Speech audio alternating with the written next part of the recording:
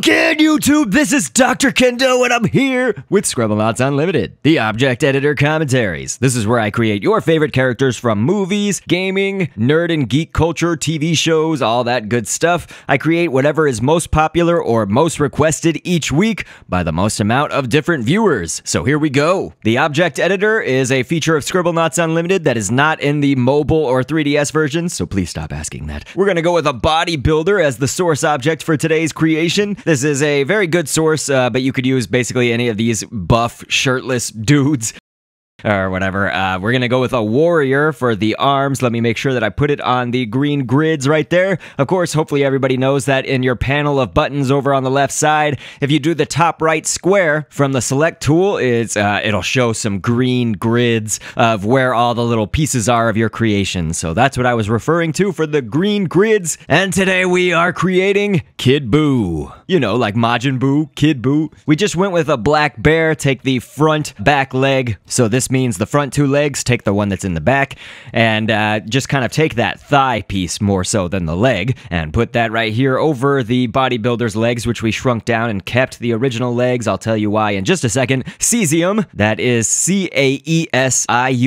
It's a metal or element. Cesium is going to kind of be for the ankle covers or the shin guard looking things. The letter I is going to be for the two yellowish gold pieces that are on top and on bottom of it, and then we're going to take a penguin's wing. Really, you could probably accomplish this same shape with a lot of different things, but I thought that the penguin wing was really good for this, and so I will show you kind of a different design for the legs a little bit later on, but I like the way that this looks. And so, of course, why we would keep on the original legs of our creation, you know, for the bodybuilder, you want to leave the original legs on so that your item does not sink into the ground a whole lot. Because we built our legs right now for Kid Buu a little bit deeper, or a lot a bit deeper than the bodybuilder's legs, they will sink down inevitably into the ground just because they're bigger than the original legs, but they will not be as much than if we had removed the legs. It doesn't take any stamp pieces to keep on original body parts and stuff, so as much as you can keep on original parts, that is always good. But then we took a glow stick actually for the warrior arms here that we have on either side of our Kid Buu, and the glow stick is going to be that same kind of golden yellow line that goes across the gauntlets right there, or the wrist guards. And this is a fun shape. It's a washcloth, and the reason that I think that it's fun is because, you know, it's like, who would think to use a washcloth as some hands or whatever, but the washcloth is folded upon itself, so it looks like kind of a big fist, a big square-shaped fist almost. That's almost like the Kid Buu manga look or something, but, you know, it's almost like he's basically got his fist kind of balled up, you know, and his thumb to the side there. And so that's all good. 29-page library arm shape, the 4th page down there at the bottom middle. That's what we used for the little black dots, I guess, on his chest, you know, those little lines right there. And then on the 10th page of the 29-page library, we used a mutant's arm. So if you see that sort of green, almost straight arm, that comes from the mutant in this game. And I'm not gonna go with this piece of the bear. I don't think it doesn't look like exactly what I'm looking for. So I am gonna try sticking with the bear. We'll go with the back legs. So, you know, the back two legs, use the one that's in behind and go with the thigh piece of that. And that's gonna be okay for the sort of middle piece of Majin Buu's belt right here that has the M on it, the emblem right there. So we just used an M for that. I wish we could make it more curled and detailed like the real Kid Buu's belt has, but we're just gonna have to fit within the stamp space limitations because we only have one stamp left. So that'll take us to the properties or scripting editor right here. So those of you who are familiar with my series know that I like to read background information or fun facts about whoever we're creating in this series. So here we go for Kid Buu, or often referred to as Majin Buu, is similar to the young, spoiled, selfish child, since he usually has no remorse for his actions. He enjoys the destruction that he brings to the universe, as that's really his primary reason for existence. Kid Buu is the final villain of the Dragon Ball manga, and the second to last villain of the Dragon Ball Z series. Back when I used to watch Dragon Ball Z, and mind you, this was when I was in 7th grade, and the Android Saga had just released on VHS. That's right, VHS, videotape. Tell me of you guys still know that format. But yes, the Android Saga was the last one I saw back then, but I somewhat recently have had the joy of at least completing the Cell Saga, so that could all be resolved for me. But I'll say that the Boo Saga is one that I'm only slightly familiar with, and not by actually watching it, but back in the old days, my friends all sort of kept up with DBZ and told me the things that happened, who kills who does what, etc. I can't imagine this would be a spoiler for many of you, but for those that don't know what ended up happening to Kid Boo, just jump ahead like 10 or 20 seconds. It's my understanding that he was reincarnated after his defeat into a human named Oob, UUB. We won't be creating Oob as he hasn't even been requested once in the life of my series, but we will probably go ahead and create Super Boo alongside our Kid Boo because their appearances are very similar. But here you can see on the screen we've started off with a head as the source object and put a golden egg down over that head, and then I'm going to use an organ. Really, you could use just so many different shapes for this, so you're not at all limited to just using an organ, and of course this is the body organ, not the musical instrument organ or anything like that. But an example of another shape just for showing this off is a kiwi. You could also use that. There's several different things that look like this, again, that could accomplish these little ears almost on the side of Boo. And so then I've used a toothpick. This was also the ears that I used for Pikachu, so I know a lot of people ask about that in my Pikachu commentary way back. That was episode 17. And so toothpick is right there for the little holes. And then we're gonna go with the tail of a cobra and paint that all black, put it on either side, and again, do the cobra tail once more, bigger, and paint it pink and put it on both sides. And that's gonna be basically the makeup of his eyebrows or whatever, and then his eyes, the black parts of his eyes right there. And he's really evil looking, so we can use a golf ball, you can use a ball, you can use a BB, any of these kinds of things, and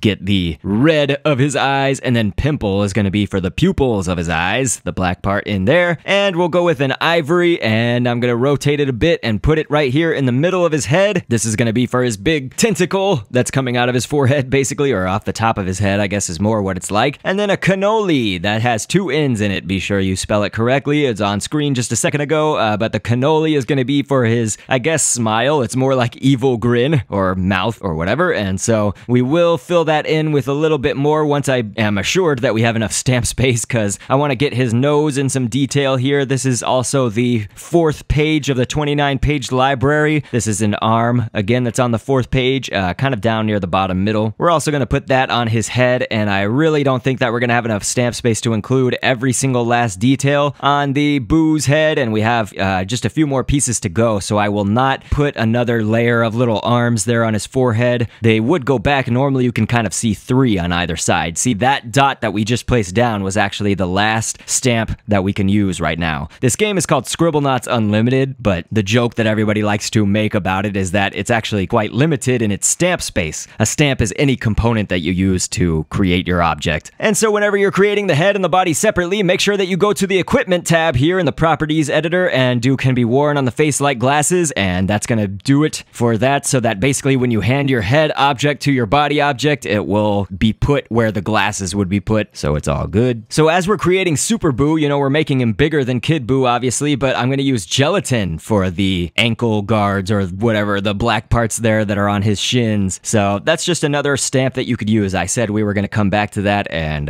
there we have it. But if you didn't see back on the head, of course, I used a squid upper tentacle piece for the teeth, kind of the line that shows that he does have teeth in there. It's the line, just a horizontal line through the cannoli right there. So it's all looking good. The dot was the last piece that we used. And honestly, if you want, instead of kind of doing a third chest piece for Super Boo, one thing that could probably make him look a little bit more Super Boo-ish is if you give him a neck. I don't always give my characters necks, and Scribblenauts is a game that basically has no necks for most of the characters. Almost every character does not have a neck. Now, listen to what I said. I said almost. There are very, very few that do. But okay, what can we make our Kid Boo fight here to kind of put it to the test? I'm just gonna do, I guess this is some animal cruelty almost, but we're gonna make him fight a hostile Komodo dragon. And the reason that I used a wiffle ball as his attack right now, that is not literally to mean that he shoots out wiffle balls. I know that he doesn't. It's so that Kid Boo will basically look like he's shooting out an energy blast of some sort, you know, and I wanted it to be a light color like that, so wiffle ball is fine. You could use so many things. I mean, oh my gosh, you could even use spheres or circles, ice ball, anything, a ball, golf ball, all that good stuff. There are so many more. And so here's my,